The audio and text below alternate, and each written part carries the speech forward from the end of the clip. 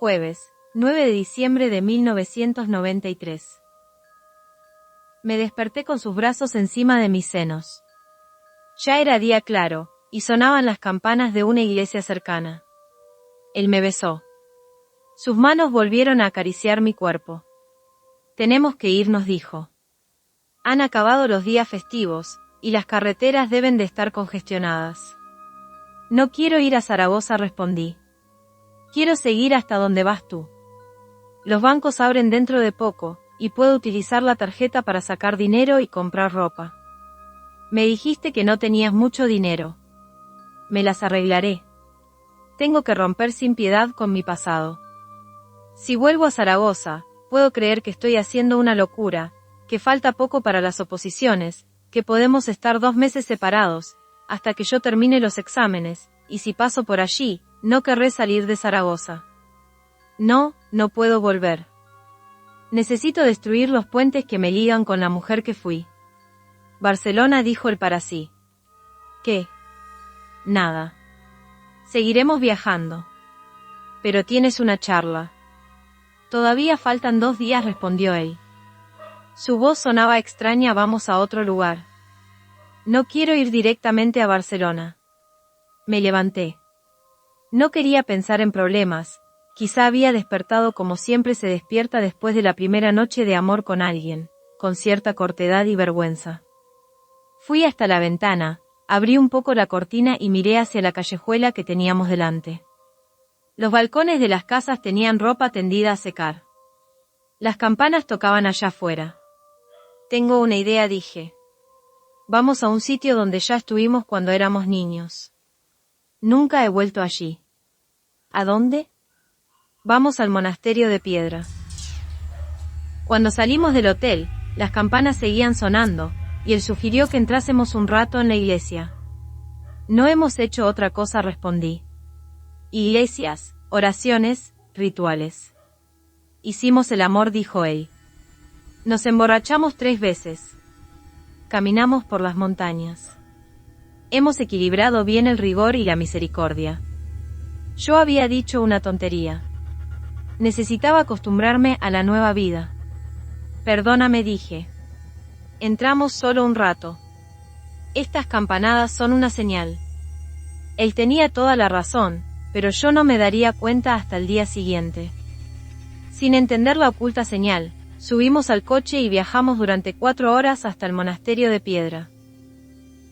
El techo se había desmoronado, y a las pocas imágenes que todavía existían le faltaba la cabeza, excepto a una.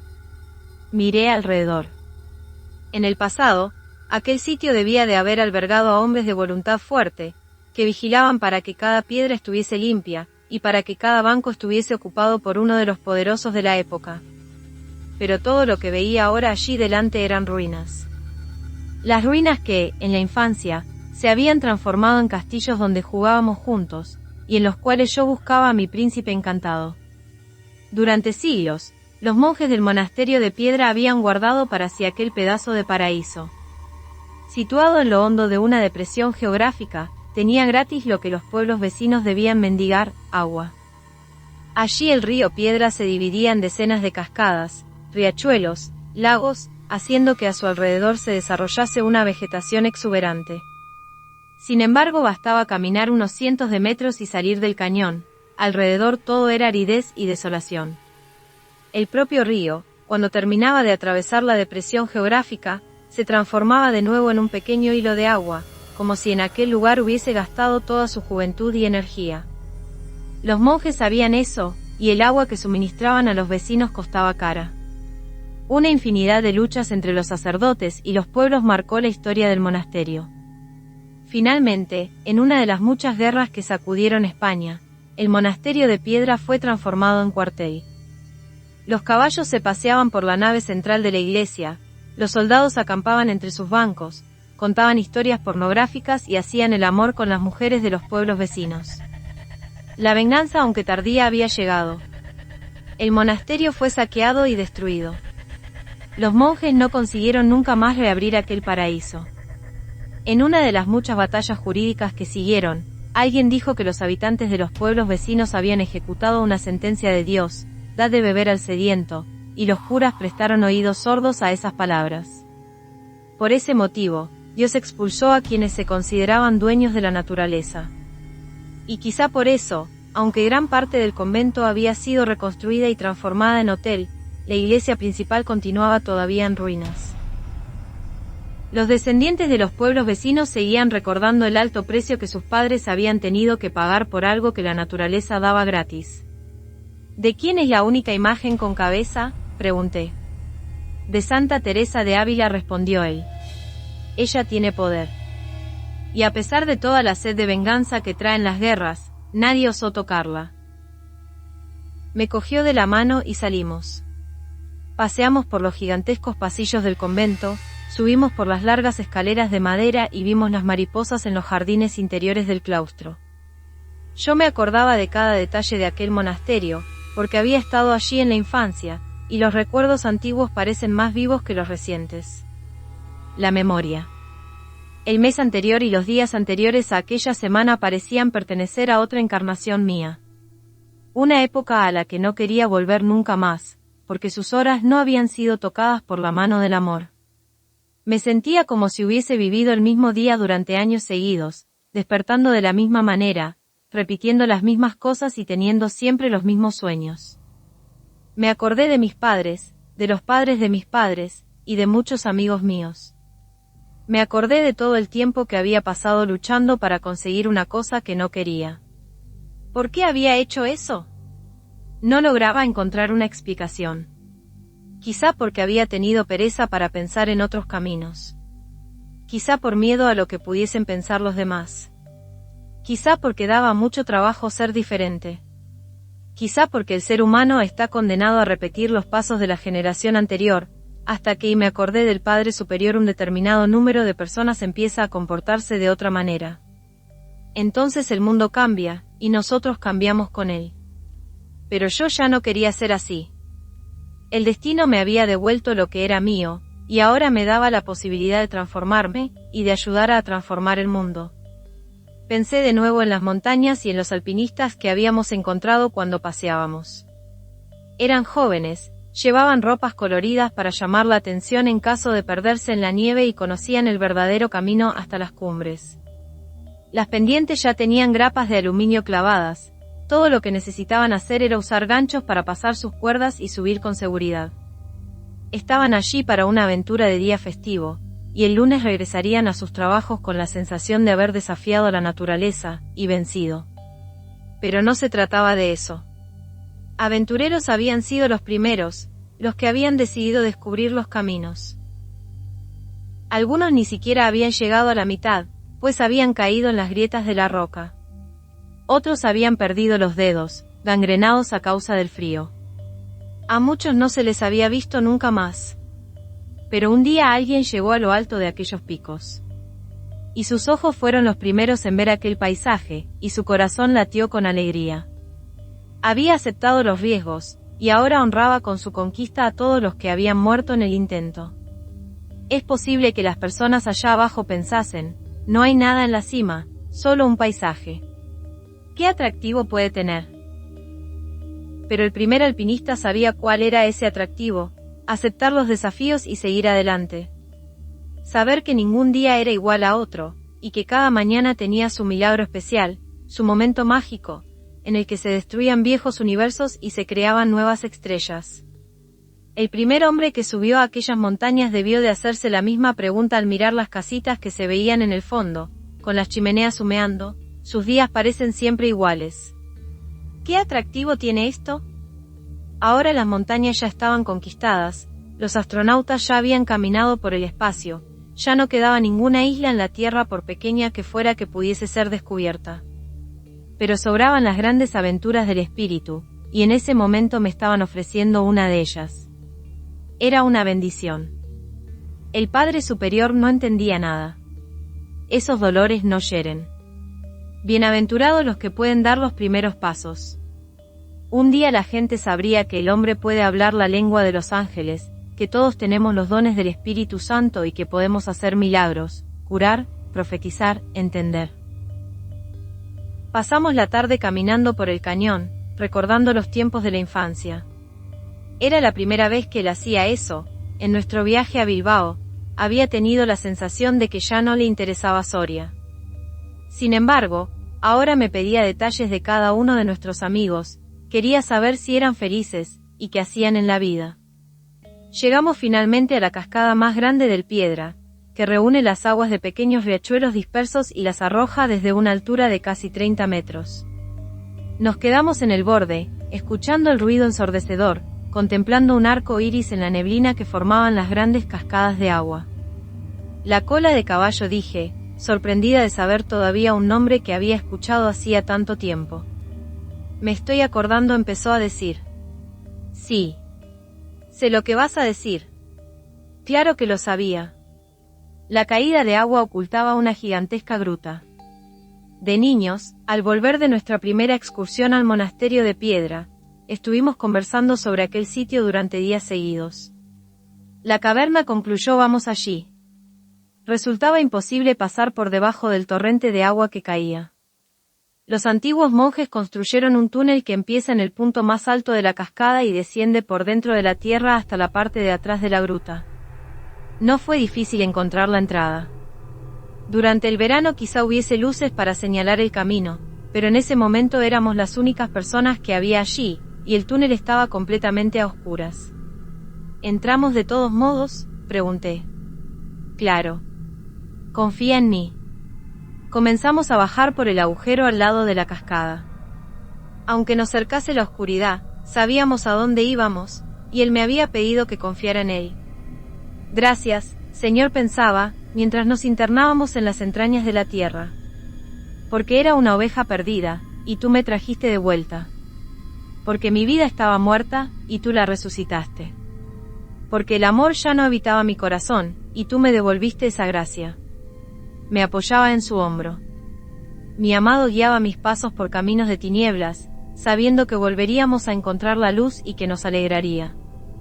Podía ocurrir que, en nuestro futuro, hubiese momentos en los que se invirtiese esa situación, entonces yo lo guiaría con el mismo amor y la misma seguridad, hasta llegar a un lugar seguro donde pudiésemos descansar juntos. Andábamos despacio, y el descenso parecía no terminar nunca.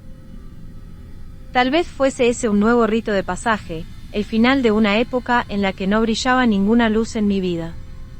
A medida que avanzaba por aquel túnel, recordaba el tiempo que había perdido en el mismo lugar, tratando de echar raíces en un suelo donde nada crecía.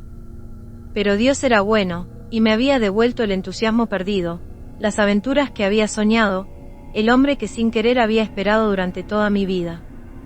No sentía ningún remordimiento por el hecho de que él dejase el seminario, porque había muchas maneras de servir a Dios, como había dicho el Padre, y nuestro amor multiplicaría esas maneras. A partir de ahora, también yo tenía la oportunidad de servir y ayudar, todo a causa de él. Saldríamos por el mundo, él confortando a los demás, yo confortándolo a él.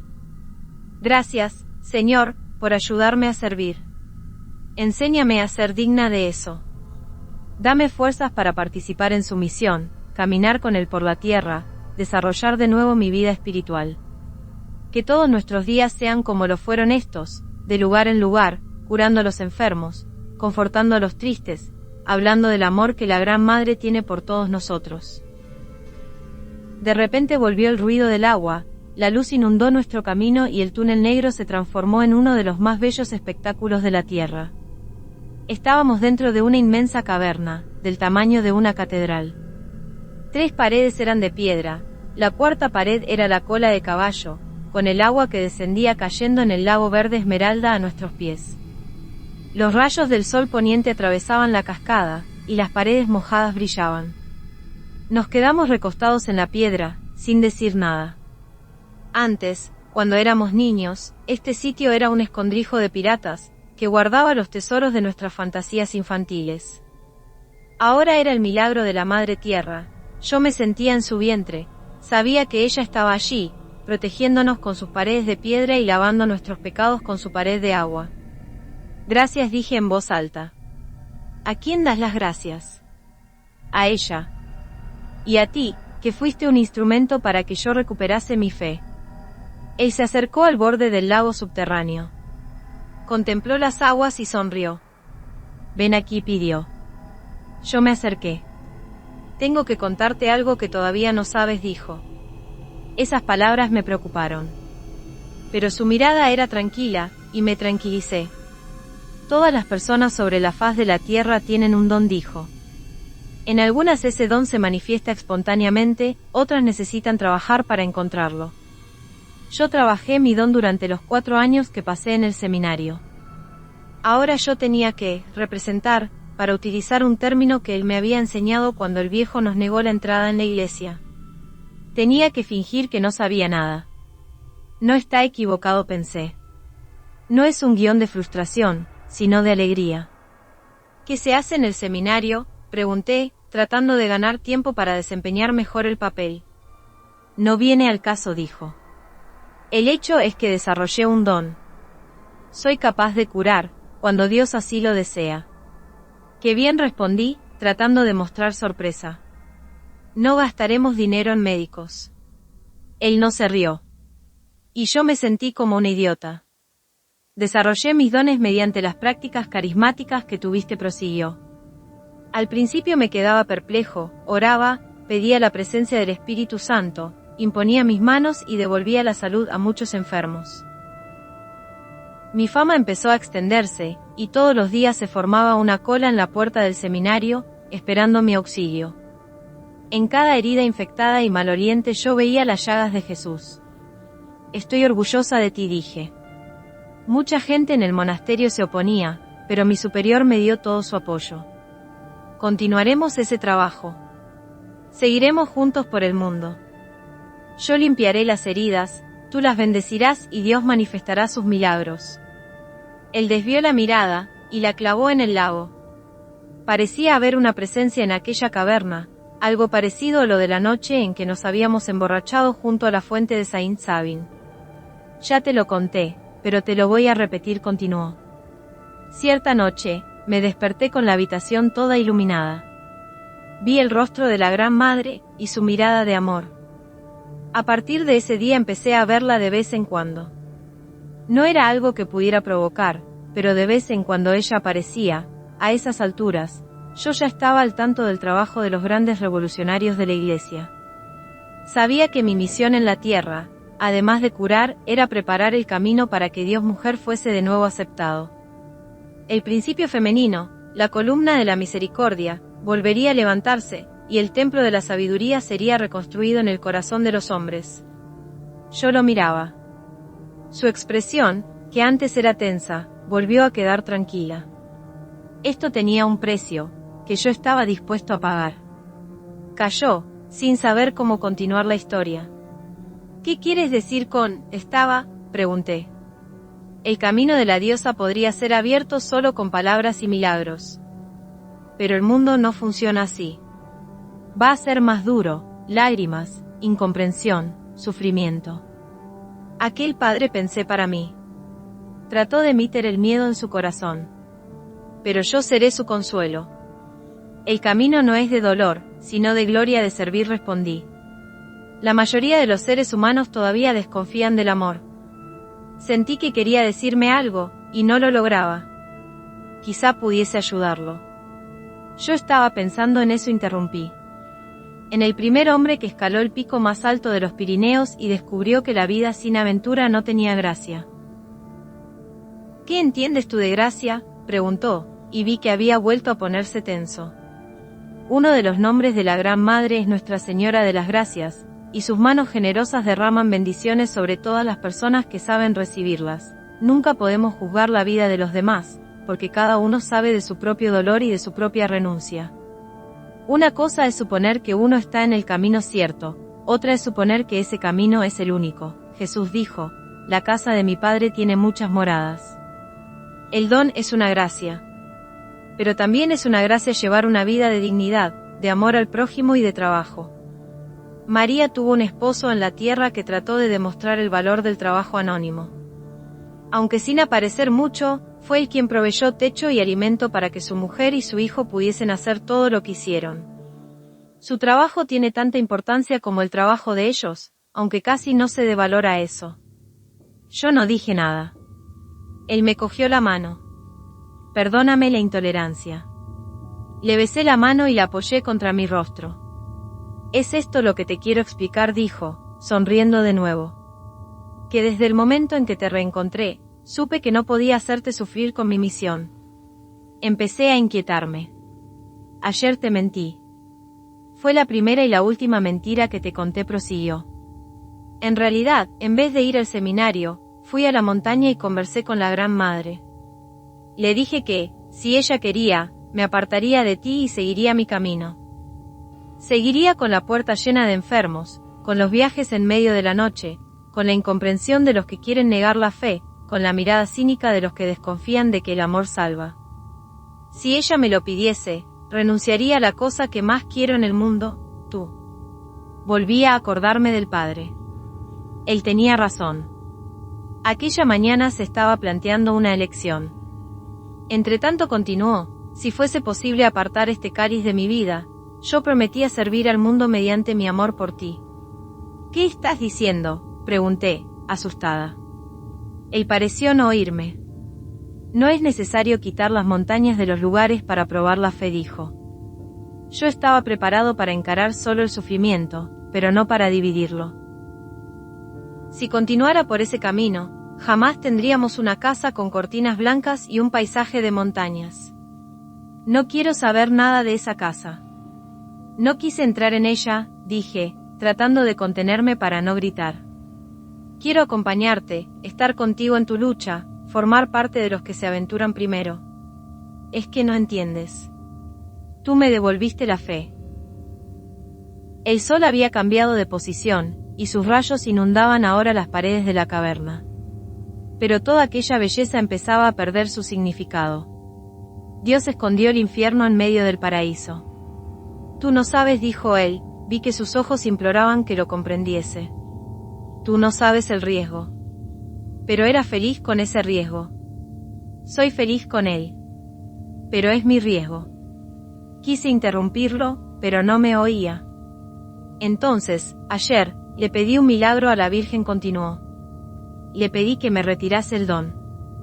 Yo no podía creer lo que estaba oyendo. Tengo un poco de dinero, y toda la experiencia que me han dado los años de viajes. Compraremos una casa, buscaré un empleo y serviré a Dios como hizo San José, con la humildad de una persona anónima. Ya no necesito milagros para mantener viva mi fe. Te necesito a ti. Las piernas empezaron a aflojárseme, como si fuera a desmayarme. Y en el momento en que le pedí a la Virgen que me retirara el don, empecé a hablar las lenguas, prosiguió. Las lenguas me decían lo siguiente: coloca las manos en la tierra. Tu don saldrá de ti, y regresará al seno de la madre. Yo tenía pánico. Tú no, sí. Hice lo que la inspiración del Espíritu Santo mandaba. La neblina empezó a disolverse, y el sol volvió a brillar entre las montañas. Sentí que la Virgen me entendía, porque ella también amó mucho. Pero ella siguió a su hombre. Y aceptó los pasos del Hijo. No tenemos la fuerza de ella, Pilar. Mi don irá a otra persona, pues nunca se desperdicia. Ayer, en aquel bar, telefoneé a Barcelona y cancelé la conferencia. Vamos a Zaragoza, tú conoces gente, y podemos empezar por allí. Luego buscaré un empleo. Yo ya no podía pensar. Pilar, dijo él. Pero yo ya caminaba de vuelta hacia el túnel, sin la guía de ningún hombro amigo, seguida por la multitud de enfermos que iban a morir, por las familias que iban a sufrir, por los milagros que no serían hechos, por las risas que no adornarían el mundo, por las montañas que quedarían siempre en el mismo lugar. Yo no veía nada, apenas la oscuridad casi física que me cercaba.